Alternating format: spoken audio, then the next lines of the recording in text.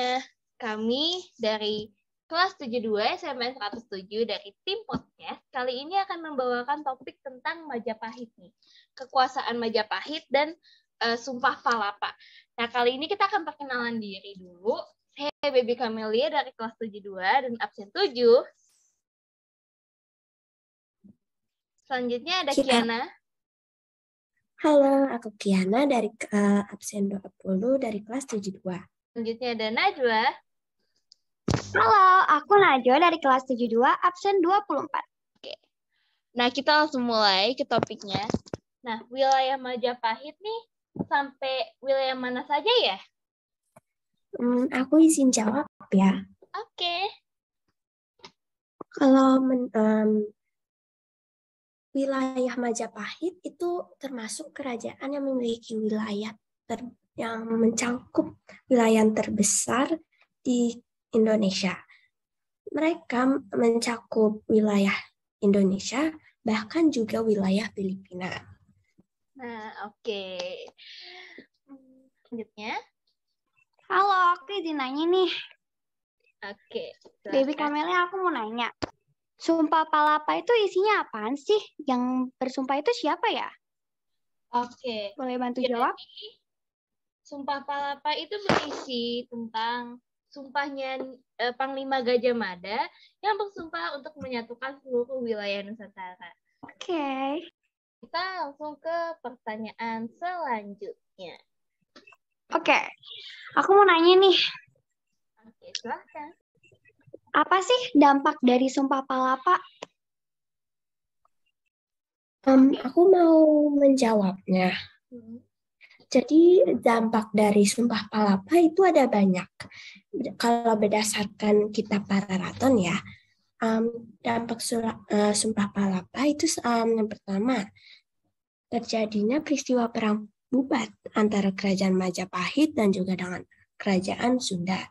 Yang kedua, Gajah Mada berhenti dari kedudukannya sebagai Mahapatih Amangkubumi, dan juga yang terakhir, kematian Putri Sunda dan gagalnya rencana pernikahan Prabu Hayam Wuruk.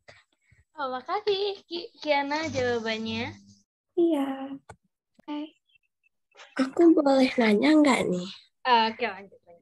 Boleh tuh. Apa sih tujuan Sumpah Pemuda yang diucapkan oleh Patih Gajah Mada? Sedikit kalau sedikit. Mungkin ini Sumpah Palapa ya, bukan Sumpah Pemuda. Oke, jadi Sumpah Palapa ini sendiri diucapkan oleh Gajah Mada pada pengangkatannya sebagai Patih Amangkubumi atau yang sekarang biasa disebut Perdana Menteri ya.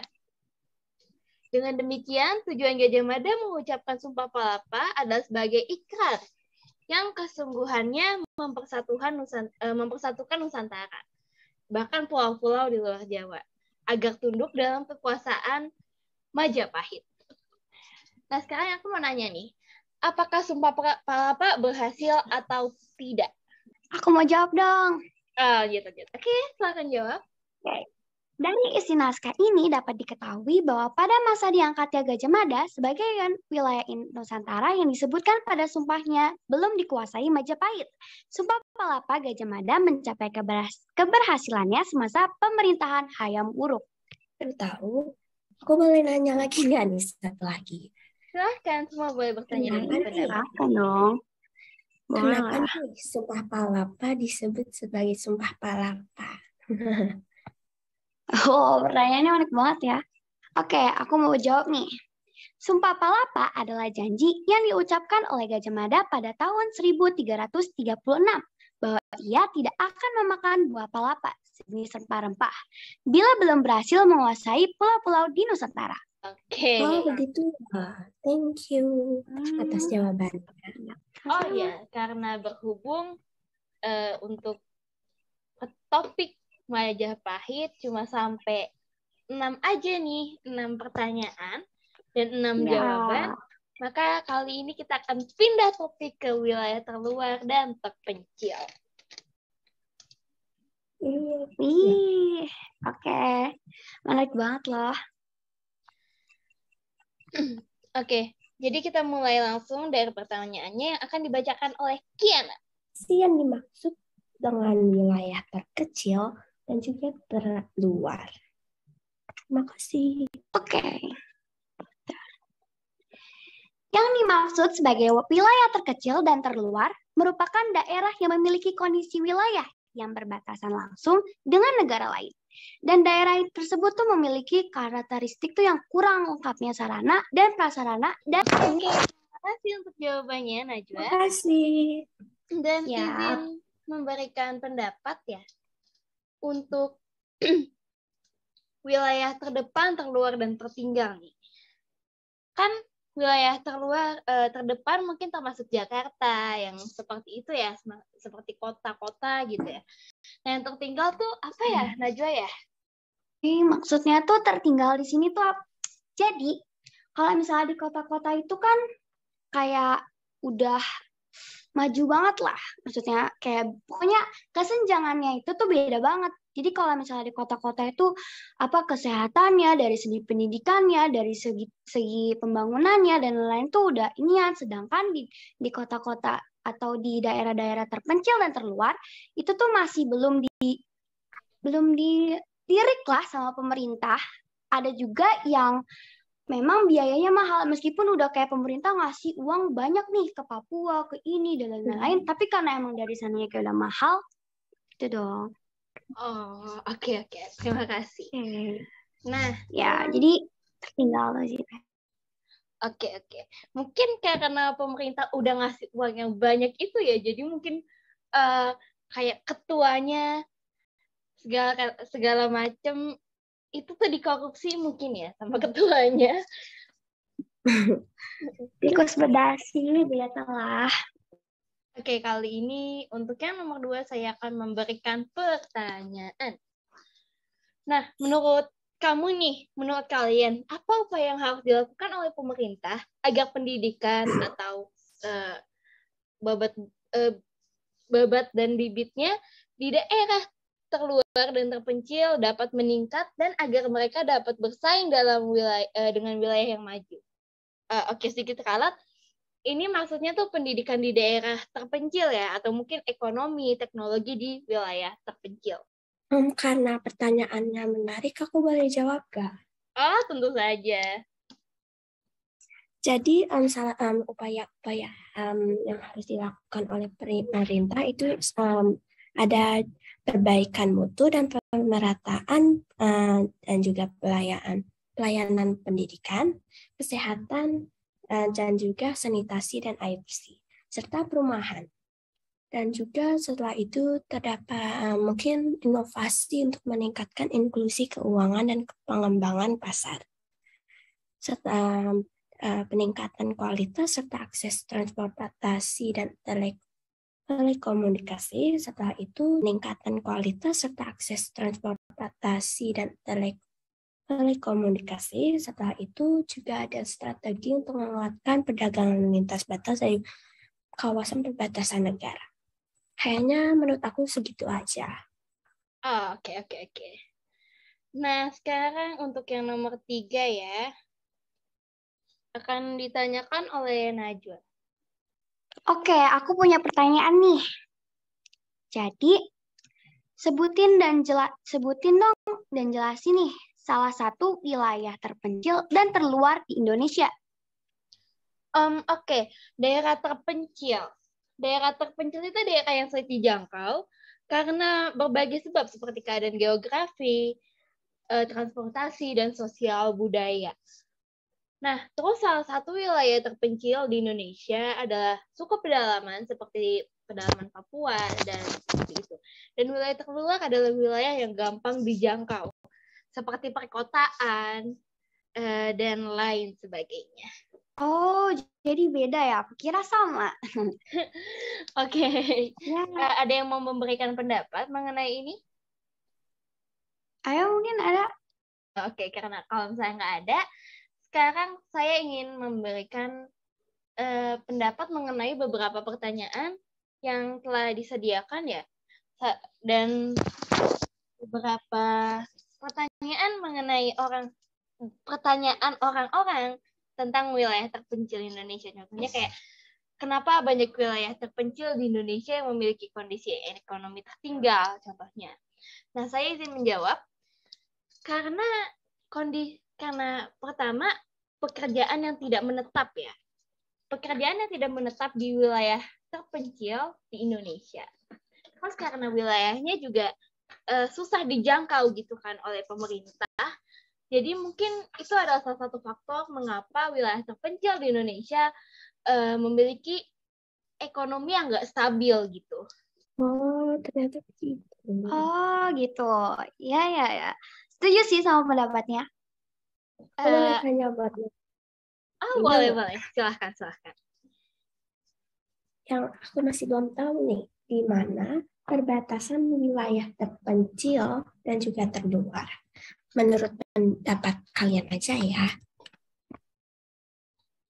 Oke, menurut saya perbatasannya mungkin seperti desa. Iya, mungkin desa. Ini kan menurut pendapat pribadi ya. Menurut pendapat saya pribadi. Peningkatan kualitas serta akses transportasi dan telekomunikasi. Setelah itu juga ada strategi untuk menguatkan perdagangan lintas batas dari kawasan perbatasan negara. Kayaknya menurut aku segitu aja. Oke. Nah, sekarang untuk yang nomor 3 ya. Akan ditanyakan oleh Najwa.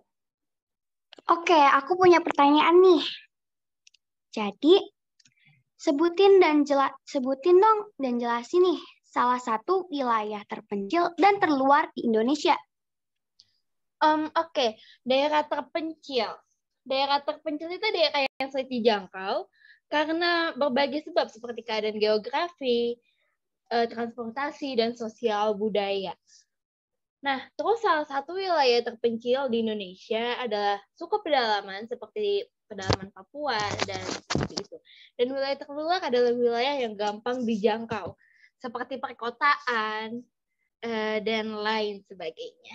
Oh, jadi beda ya? Aku kira sama. Oke. Ya. Ada yang mau memberikan pendapat mengenai ini? Ayo, mungkin ada.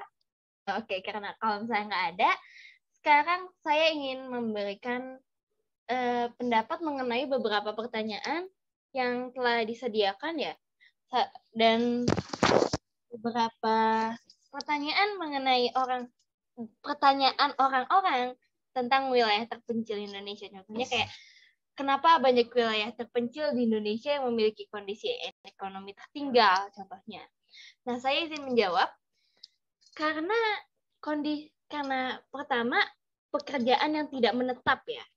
Pekerjaan yang tidak menetap di wilayah terpencil di Indonesia. Terus karena wilayahnya juga susah dijangkau gitu kan oleh pemerintah. Jadi mungkin itu adalah salah satu faktor mengapa wilayah terpencil di Indonesia memiliki ekonomi yang nggak stabil gitu. Oh, ternyata begitu. Oh, gitu.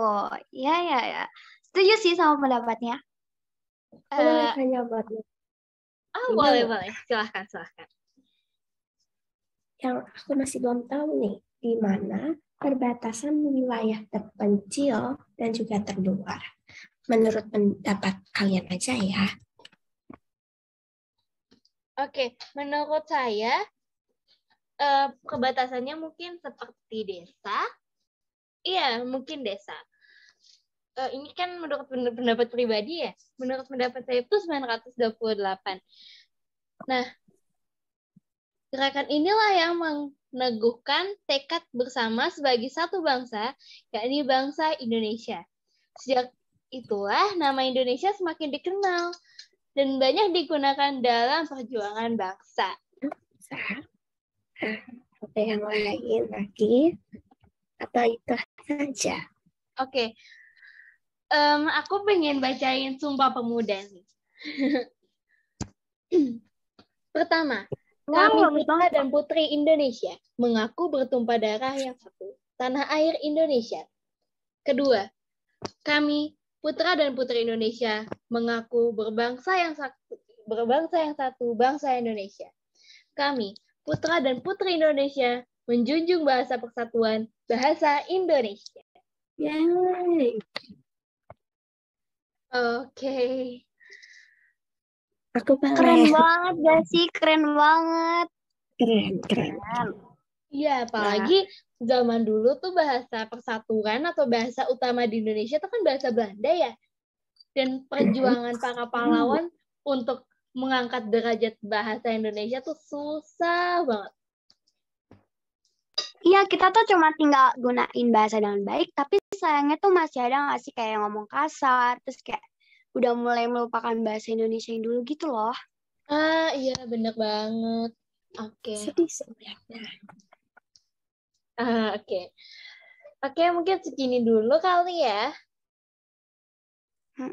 Kayaknya. Oke, terima kasih nih untuk narasumber kita, Kiana. Najwa. Oh ya, ada salah satu rekan kita lagi nih. Namanya Tera Talenta. Dia sedang berhalangan hadir karena lagi sakit. Tapi dia tetap berkontribusi dalam grup ini kok. Iya, dia juga bantu nyiapin pertanyaan dan nanti dia bakal ngedit. Ya, ngedit hasil podcast kita nih. Oke, jadi segitu dulu. Selamat malam semuanya. Terima kasih telah mendengarkan podcast kita. Aku Baby. Aku Kiana. Aku Najwa. Izin minta diri.